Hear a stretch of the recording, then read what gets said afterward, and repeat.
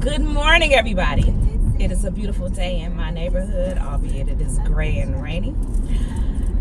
This is going to be an entry into AVADIM, a video a day in May. Shout out to my May babies, my fellow Taurians. Happy birthday and what's up? Yes, I am aware that it is now Gemini season. I am surrounded on every side by Gemini energy. My daughters, my mother, and my mother-in-law. Although y'all know that I'm divorced, I gave her back her son. I kept her, so she will forever be my mother-in-law. So all this Gemini energy that I got going on, y'all pray for a sister. Anyway, so this vlog is probably going to be a little hodgepodge as it normally is. I'm not sure how this is going to come across, but we'll see what happens when I start talking. Anyway, so this morning I was texting with a friend, and actually I woke up to a message from him. And so I texted him back. You know, we have this weird banter that we do, but it honestly started me to begin to think a little bit more deeply, which is probably not a good thing for somebody like me that tends to be super analytical and super cerebral when it comes to certain things like relationships and, you know, cause and effect and, you know, all those kinds of things, outcomes, processes, when ordinarily I'm not an analytical thinker at all. So it's odd to me that I think very pragmatically about relationships, when that probably should be like not flighty and loose, but you all know what I mean, like more heart-centered, and I'm more like, but that's definitely because of the experiences and the things that I've gone through. And yeah, I'm not really interested in doing any more of that. So I tend to be very laser focused and scrutinize all of my relationships, not just my intimate ones, because I ain't got time to be playing with nobody's child over my feelings. Anyway, so I was thinking about not necessarily him, but you know, the relationship and what it represents, and started to wonder if, you know, if I'm somehow using that as a placeholder. Now, I don't think that I've vlogged specifically about placeholders, but I will say this. I believe with all my heart that, you know, when you really want a relationship or you desire to be in a relationship, the worst thing that you can do is have a placeholder. That you have somebody in that spot, or you have, you know, kind of a situationship that you've created, or, you know, a sexuationship, whatever the thing is.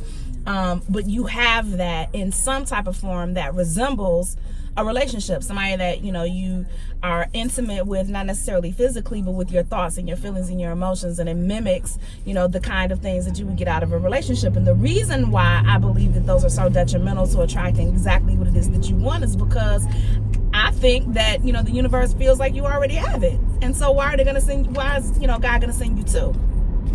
You're acting and you're functioning as if what you want is already manifest, when it's actually contrary to what you want. So, you know, I always am on the lookout for and trying to avoid creating scenarios for myself where I'm only getting, you know, a tenth of what it is that I actually am hoping and I'm praying for. So I started to think about this interaction and relationship and things like that. And, you know, I'm gonna, you know, kind of sidetrack for a minute. This is why I understood exactly what Aisha Curry was talking about in terms of attention, in terms of, you know, ego boost, in terms of, you know, human connectivity and things of that nature. It does make you feel good when someone notices that, you know, you are whatever, even if it's superficial. You know, we have superficial moments. All of us are not deep and woke and revelatory all the doggone time. That's just not a thing. So, you know, please stop acting as though, you know, we don't have our superficial moments where we just don't want somebody to just be like, girl, you look good, and just let that be that. You know, it doesn't have to be creepy, it doesn't have to be weird, it doesn't have to be predatorial. It just is a nicety, and it does make you feel good. It lifts your spirits, especially if you happen to, you know, be going through something at that particular time. You feel like a hot and complete mess, or you just, you know, just, I don't know, just are kind of like in a slump, and it's nice. And that's attention and awareness and acknowledgement from male and female. So like I said, it doesn't have to be, you know, predatory or creepy or, you know, sexual in nature. It just is, you know, girl, you look good, or girl, you smell good, or I really like the way you did whatever. Compliments are nice. So please leave Miss Aisha up with her with, I'm sure. Anyway, back to what I was talking about. So, you know, this particular guy, you know, we've been friends for a while. I value the friendship. I really do. Like, I think he's an amazing guy. I think, you know, he is really sweet.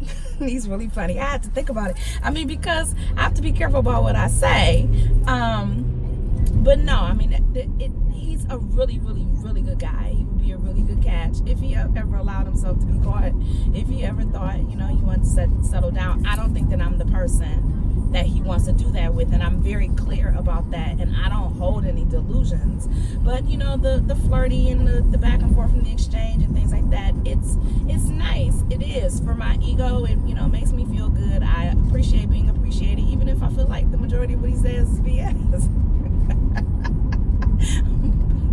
The point is, it's so easy to take something like that because you like it or you enjoy it, or, you know, it boosts your spirits or whatever the case may be. It promotes a positive reaction, and, you know, releasing endorphins and all this kind of stuff.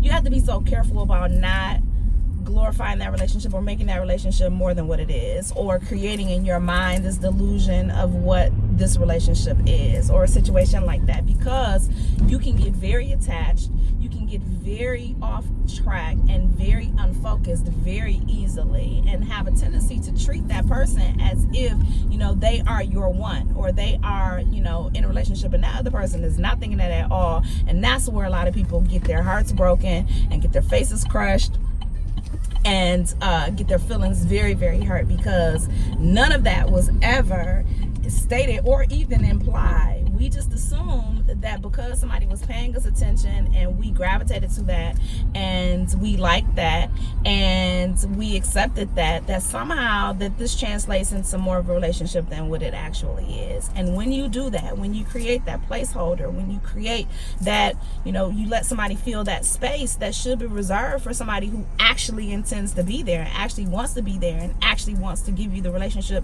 that you hope for and you desire, it's already full.